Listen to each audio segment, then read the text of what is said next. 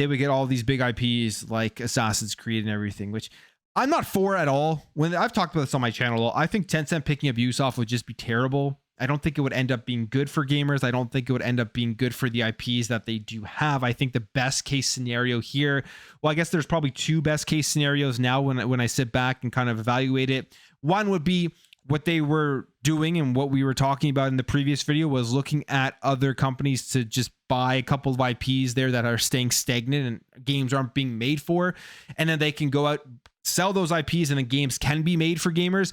The other one would just be the Guillemot family getting their shit together, getting management fixed, and bringing Ubisoft back to where it used to be, which was a huge part of the gaming. I mean, it's still a huge part of the gaming industry, but it is one of the originals with tons of incredible games that they have put out. You go back in history, and Ubisoft has always been a staple in gaming.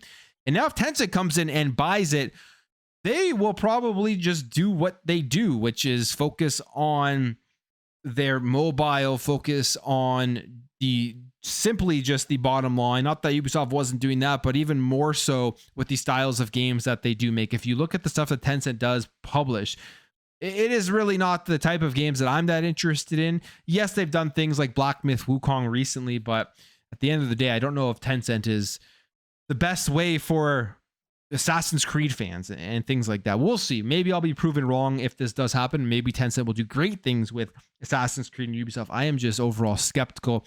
And there is the whole thing that they have the entire Chinese market to work with.